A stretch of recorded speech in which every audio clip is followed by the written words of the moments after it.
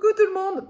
Alors, aujourd'hui, une vidéo sur Samaël. Samaël, le venin de Dieu, l'archange connu pour... Oups, attention, petit souci technique, comme l'ange de la mort dans la tradition juive.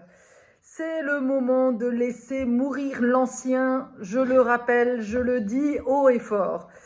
Et donc cette carte Samaël de l'oracle des déesses sombres me dit quoi? Elle dit je suis celui qui a offert ses armes à la déesse sombre, amoureux de la dame des ténèbres, plus qu'en aucun autre, prêt à toutes les batailles pour établir l'équilibre qu'elle incarne.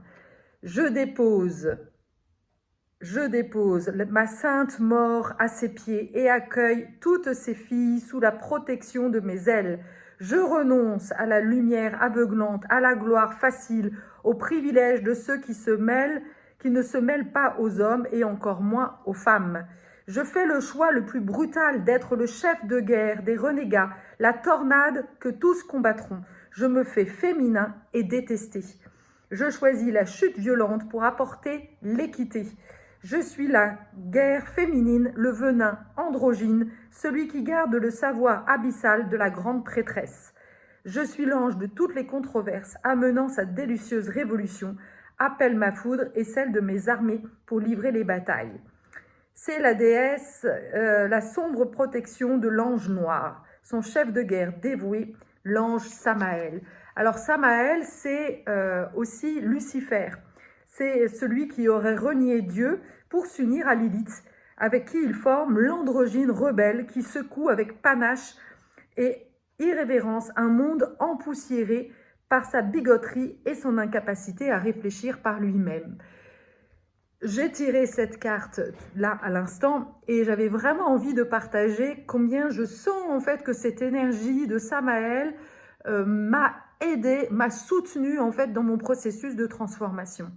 Quand on est au moment de quitter quelque chose d'ancien, que ce soit un ancien modèle de relation, que ce soit un ancien type de job, un job qui est basé par exemple sur le dominant, la domination, les effets de pouvoir, tout ça, et dans lequel on ne se sent pas dedans, on ne se sent pas bien en fait.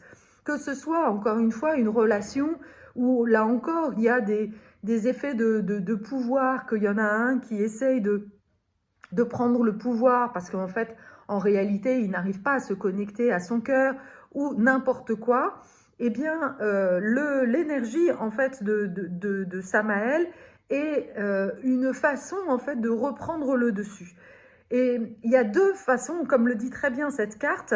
Le commun des mortels aime à penser qu'il est protégé par l'aura dufteuse d'anges blancs bienfaisants, asexués et étrangers aux émotions négatives.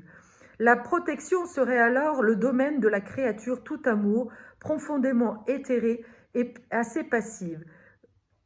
Et en réalité, c'est vrai que dans le monde spirituel, en ce moment, surtout en ce moment, hein, quand on regarde sur les réseaux, quand on parle du changement, alors du coup, il y a plein de vidéos qui appellent à se connecter à l'énergie de l'amour, à l'énergie de la paix, de voir la lumière en soi, tout ça, c'est très très beau.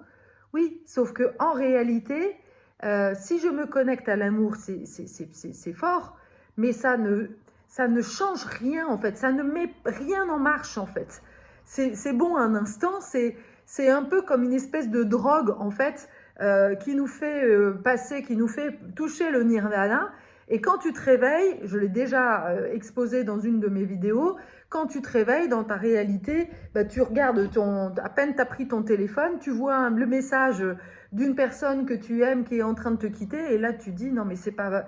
c'est le drame, voilà, ou une sœur qui ne comprend pas ta façon de fonctionner, qui te juge, etc.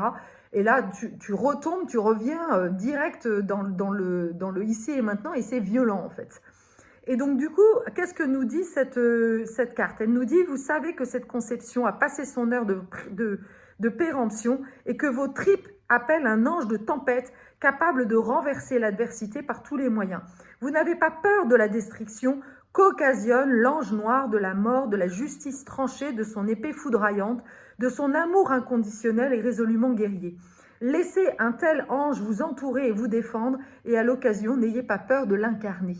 Et en réalité, moi je sais que c'est ce que les gens viennent chercher en fait dans mes accompagnements. C'est-à-dire que je leur permets de voir ce qui se passe et de leur donner cette énergie qui va laisser passer, qui va laisser quitter en fait une part d'eux et qui leur permet de s'affirmer, de transformer cette colère quelque part, parce que on a une image de la colère dans notre société qui est, voilà, il ne faut surtout pas être en colère. Alors d'un côté, on a vécu dans des, surtout quand on est hypersensible, on a vécu dans des environnements où là, il y avait beaucoup de conflits, il y avait beaucoup de violence, et donc quelque part, on a compris, on a enregistré qu'il fallait surtout pas faire appel à cette colère-là, parce qu'elle était destructrice. Et d'ailleurs, quand tu te mettais toi-même en colère, eh bien souvent on te disait « tais-toi ». Tais-toi, terre-toi, voilà, on ne veut pas, et surtout si tu es une fille, tu n'as pas le droit d'être en colère. En tant que petite fille, tu dois être douce, tu dois dire amen à tout et tu dois te soumettre. Sauf que la frustration, quand il y a quelque chose qui ne nous plaît pas, eh bien, ça bouillonne à l'intérieur. Alors on fait quoi? Imagine que tu es dans une entreprise ou dans un couple même. Je parlais du couple parce que je pense que c'est un sujet que j'évoque assez peu souvent et finalement, bah, c'est un peu la même chose et ça nous concerne aussi. Imagine que tu es dans un couple et en ce moment, c'est une situation que je vois beaucoup. Je vois beaucoup de femmes qui, qu'elles soient dans une nouvelle relation ou qu'elles soient déjà dans une relation depuis longtemps, eh bien, elles sont à une étape où elles sentent justement qu'elles ont besoin d'incarner une relation beaucoup plus spirituelle, beaucoup plus élevée, une sexualité aussi beaucoup plus basée sur le cœur. Et face à elles, elles ont un homme qui, lui, a des générations et des générations de modèles basés sur la satisfaction, sa compétence, sa performance, voilà, et que ce qu'il a entre les jambes, eh bien, ça doit donner du plaisir à la femme. D'ailleurs, petite parenthèse, pour moi, il y a deux types d'hommes. Il y a celui qui ne pense qu'à sa gueule, qui va non pas te faire l'amour, mais qui va se faire l'amour, qui va prendre son plaisir, et toi, voilà, et là, dans ces cas-là, tu es complètement laissé pour compte, et débrouille-toi, si tu as du plaisir, c'est tant mieux, mais si tu n'en as pas, c'est pas grave. Donc ça, c'est vraiment des hommes qui sont prédateurs, qui sont consommateurs. En réalité, ceux-là, ils sont encore reliés à la mer et ils n'arrivent pas à s'en défaire. Voilà. Et il y a d'autres hommes qui, eux, quelque part, ont fait ce chemin de libération par rapport à la mer, plus ou moins, mais quand même, mais qui sont quand même encore prisonniers d'un modèle qu'on leur a inculqué de génération, même sans rien dire, sans rien faire, mais c'est quelque chose dans l'inconscient collectif qui est basé sur le fait qu'il faut accéder au plaisir, qu'il faut faire jouir sa partenaire. Et donc, il y a un début de faire d'amour, voilà, et puis il y a un ordre, hein, d'ailleurs, on te le dit bien, il y a les préliminaires, et puis après, pénétration, et puis orgasme. Voilà, ça c'est le programme. Sauf que la femme, qui elle, de plus en plus connectée à ce qui est là, dans l'instant, qui est vivant, eh bien, la femme, elle a besoin d'être écoutée, d'être entendue dans ce qui est là, et elle voit la sexualité plutôt comme un voyage où on ne sait pas où on va, peut-être qu'on ira à l'orgasme, peut-être pas, et on s'en fout en fait. On est vraiment dans le plaisir, dans l'instant présent. Sauf que l'homme, souvent, il a été coupé, il a son cœur qui est déconnecté, il n'est pas dans l'émotionnel. Parce qu'on lui aussi, on lui a fait comprendre qu'il ne fallait surtout pas qu'il ait accès à ses émotions. Un homme, ça doit être fort, ça doit réussir, ça doit porter les autres, voilà, waouh. Sauf qu'au bout d'un moment, le mec, il n'en peut plus, quoi. Il porte tout le monde. Et du coup, comme c'est trop lourd pour lui, eh ben, il y a un moment donné, il s'exclut, en fait. Il va partir, parce que c'est trop difficile pour lui. Et quelque part, le fait que la femme se propose de réinventer la sexualité, c'est un moyen, c'est une opportunité pour lui aussi de se défaire, d'enlever un peu des fardeaux, d'injonctions, d'inconscient collectif, de performance, et puis bah voilà, et de juste commencer à prendre son pied, voilà, et avec sa partenaire, d'aller découvrir un nouveau pays, le pays de l'émotionnel. Puis souvent, ces hommes-là, ils sont en véritable dans l'émotion, sauf qu'on ne leur a juste pas donné l'espace pour pouvoir l'exprimer. Donc c'est plutôt une bonne chose, en fait, que d'ouvrir ce chemin-là. Et sauf que en réalité, eux, ils se retrouvent comme nous, en fait, quand on a eu à passer des caps dans notre vie, à nous autoriser, par exemple, à lancer un business ou je sais pas quoi, on va dans quelque chose d'inconnu. Donc on sait très bien ce que c'est que d'être face à l'inconnu. Ça génère beaucoup de peur. On a l'impression qu'on n'est pas prêt, qu'on ne sait pas faire. Et puis en plus, on a peur de ne pas y arriver, qu'on va pas, voilà, que là encore, on va pas être que... Donc l'homme, il a finalement beaucoup de culpabilité de ne pas y arriver et il a l'impression qu'il devrait savoir. Alors qu'en réalité, c'est normal qu'il ne sache pas puisqu'on est dans une phase de transition où justement la femme doit reprendre un petit peu le lead et non pas le contrôle, attention, doit justement embarquer l'homme, doit encourager l'homme à aller vers un autre demain. Et c'est là où l'ange noir de la mort apparaît, c'est-à-dire que l'homme, si on lui dit par exemple, mais tu es tout amour, écoute ton cœur, etc., en fait, il va même pas te comprendre, en fait. Il va pas y aller parce qu'il va pas sentir cette énergie très éthérée ne correspond pas. Les hommes, ils sont souvent très terre, en fait. Il y a de la terre dans un homme, en fait. Il a besoin de rationalité, quoi. Sauf que cette terre, elle a besoin d'évoluer vers de l'eau. On a besoin d'arroser l'eau pour pouvoir faire fleurir quelque chose de nouveau. Et l'eau, c'est les émotions. Donc, c'est ça qu'on va lui apporter. Mais alors, comment on va faire? Alors, ce qui est intéressant, c'est que la femme, elle, en général, elle est air. Les femmes spirituelles, elles sont justement dans une énergie air. Et elles vont devoir aller vers quelque chose, vers le feu. Elles doivent activer le feu, c'est-à-dire dire non, ça ne se passera pas comme ça, et reprendre justement le moteur, de devenir un moteur. Et c'est là où ça devient intéressant, c'est que la femme, si quelque part elle devient une espèce de monture, alors je prends cet exemple-là parce que c'est l'exemple que j'ai vécu moi avec ma jument. C'est-à-dire que moi j'étais avec ma jument qui avait 5 ans, qui venait d'être débourrée et a commencé à expérimenter les galops dehors. Sauf que quand t'as du feu là sous le capot, et du coup tu te demandes si ça va s'arrêter ou pas, quoi. Et à un moment donné, moi j'étais dans mes peurs, je serrais les rênes, évidemment je tombais. Et à un moment donné, je me suis dit, bah ok, je la laisse m'emmener et puis je verrai bien ce qui m'arrive. Je fais confiance. Voilà, c'est vraiment cette expérience de la foi, en fait, de passer de la peur à la foi. Sauf qu'il y a un moment donné, voilà, il faut lâcher le contrôle. Et j'ai lâché le contrôle, j'ai lâché les rênes, et là, j'ai vécu un moment d'extase, en fait, avec ma jument.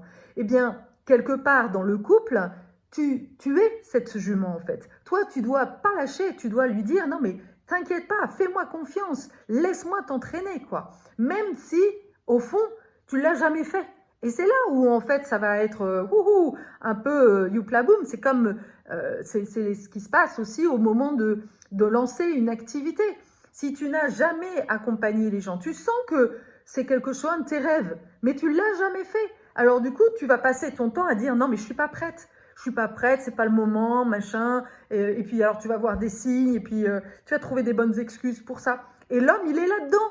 Il est dans « Je ne suis pas prêt à changer. Je suis pas... Voilà, c'est pas le bon moment. Il y a trop de choses, etc. » Mais en réalité, derrière le « Je ne suis pas prêt », il y a quoi? Il y a juste la peur. Et si toi, tu es non pas dans l'écoute de la peur en disant Parce que quelqu'un qui te dit « je suis pas prêt », il y a deux solutions. Soit tu lui dis, soit d'ailleurs en tant que femme, bah, tu le prends pour toi et tu dis « bon bah voilà, c'est moi qui n'ai pas fait comme il faut, je suis pas assez bien pour lui, je l'envahis, il se sent envahi et donc du coup c'est de ma faute, c'est moi qui suis trop présente, il faut que je sois plus à l'écoute. » Et là de nouveau, eh bien tu te renies. Tu n'es plus en contact avec ce qui se passe à l'intérieur de toi. Alors qu'en réalité, si tu es vraiment en lien avec ce feu qui est là en toi, et que si c'est une relation dans laquelle que tu sens, en fait, dans laquelle tu as envie d'aller, en fait, et si tu as envie d'expérimenter cette nouvelle dimension, en fait, de la relation, c'est certainement que, voilà, tu sens que c'est lui, en fait. Et en réalité, c'est ce qu'il a besoin d'entendre. Il a besoin d'être encouragé, de te dire « Non mais t'inquiète pas, n'aie pas peur, je suis là, tu peux te faire confiance. » Et c'est exactement ce que j'ai entendu ce jour-là où j'ai décidé de lâcher mes rênes. Dans l'invisible, en fait, j'ai entendu ma jument me dire « Fais-moi confiance, tout. Fais-moi confiance et fais-toi confiance. » Voilà, c'est vraiment les deux, en fait. C'est fais-moi confiance que je n'abuserai pas, en fait, de toi, et fais-toi confiance sur ta capacité à ressentir quand c'est juste ou quand c'est pas juste, et que tu as les capacités, en fait, de le faire. Et en ce moment, on en est vraiment là. On est dans ce couple intérieur il y en a un qui est en train il y a le féminin qui a envie, en fait, qui a été allumé, en fait, par une flamme. Alors, la flamme, ça peut être, encore une fois, une nouvelle relation, mais ça peut être un désir, un projet de se lancer, d'aller expérimenter quelque chose de nouveau. Et puis, le masculin, qui, lui, en fait, eh bien, est là, soutenant, qui dit « tu peux y aller, vas-y, n'aie pas peur, tu peux avoir peur, mais même si tu as peur, vas-y, quoi. » Et ce couple-là, souvent, la raison pour laquelle on s'arrête, on dit bah non, je suis pas prêt et donc je m'arrête, c'est que en réalité, le couple féminin-masculin à l'intérieur de nous, eh bien, il est séparé, il ne communique pas. Il y en a un, la femme, elle est face à son envie, et en réalité, l'homme est déconnecté, en fait, de ce désir-là, et il est d'ailleurs un féminin vide. Il est un féminin qui n'est pas à l'écoute de la flamme, en fait, et qui est déconnecté. Il est déconnecté parce que, justement, il n'est pas dans sa divinité, il n'a pas monté d'un étage, en fait. Sauf que, l'enjeu, ça va être justement, eh bien, de sortir de ce masculin qui est tyran, un masculin qui dit « non, mais n'y va pas ». Un masculin tel que tu l'as entendu d'ailleurs souvent dans ton enfance. Tu n'es pas capable, tu ne vas pas y arriver. Et donc un masculin castrateur qui te coupe tes envies. Et l'enjeu, ça va être vraiment d'aller activer, d'aller rechercher en fait ce masculin, parce qu'il est là en toi en fait, hein, mais sauf que tu sais pas qu'il est là, puisque voilà, alors peut-être que tu as certainement dû faire appel en fait à ce masculin le jour où tu t'es lancé, je sais pas, le jour où tu t'es marié, le jour où tu es parti en voyage à l'inconnu. Voilà, ça c'est le moment où tu as quelque part activé un masculin céleste qui est dans l'action, dans une action orientée vers quelque chose de bon pour toi en fait, et qui a écouté cette pulsion de vie, cet instinct, ce désir en fait. Et voilà, là on est dans une danse en fait, qui est je vais te soutenir. Sauf que là où c'est très perturbant pour les hommes en ce moment, dans le couple surtout, c'est que c'est la femme qui joue ce côté moteur. Ouais, sauf que les hommes, là, ils sont complètement déboussolés. Ils n'ont pas eu l'habitude, en fait, qu'on les dirige. Et eux, ils se sentent certainement, d'ailleurs, un peu impuissants par rapport à ça, en disant, mais waouh, attends, si je me laisse faire, je suis juste comme une fiotte, quoi. Donc, ça va leur renvoyer, en fait, une impuissance, quelque chose une incompétence. Alors qu'en réalité, c'est pas ça. C'est justement partir à la découverte de nouvelles compétences. Et c'est pour ça que c'est important d'être comme une coach, de valoriser ce que fait l'homme de bien, d'encourager, de le guider, vraiment de le guider, de lui dire, mais ok, pour le moment tu sais pas, mais je vais t'apprendre. Et quand tu fais ça, c'est génial. Et alors souvent, ces hommes-là, on a l'impression d'ailleurs que ils sont là en train de se valoriser, mais en réalité, ils essaient de se rassurer parce que face à une femme solaire, waouh, bah en fait, ça les met en fait une espèce d'insécurité. Ils te voient comme un soleil et eux, ils ont l'impression de ne pas être à la hauteur parce qu'ils n'ont pas encore connecté vraiment leur soleil intérieur. Et donc, c'est important que nous qui avons fait ce chemin-là, d'éveil, qui sommes plus avancés en fait que les hommes, parce que voilà, c'est comme ça, hein, on a cheminé plus dans cette dimension spirituelle, eh bien c'est vraiment important que on soit plus à l'écoute et qu'on accepte en fait de les à la fois de les booster et à la fois de les rassurer.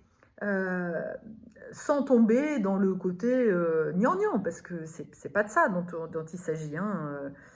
Mais voilà, ça c'est vraiment important. Et Samaël, c'est aussi donc Lucifer. Lucifer, c'est la justesse, c'est la justice.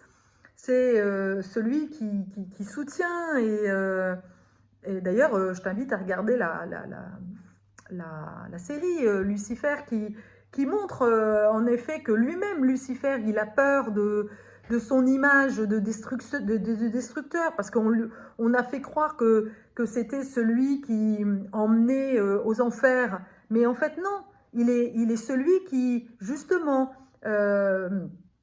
emmène à la fois à l'enfer et qui est le bon juge en fait. Et ça, c'est le masculin qui est vraiment aligné en fait, le masculin céleste, qui à la fois ne fait pas de compromis pour ceux qui font n'importe quoi. Et voilà, Samaël, Lucifer, il est vraiment là-dedans, quoi. Et non, il n'y a pas de pitié, quoi.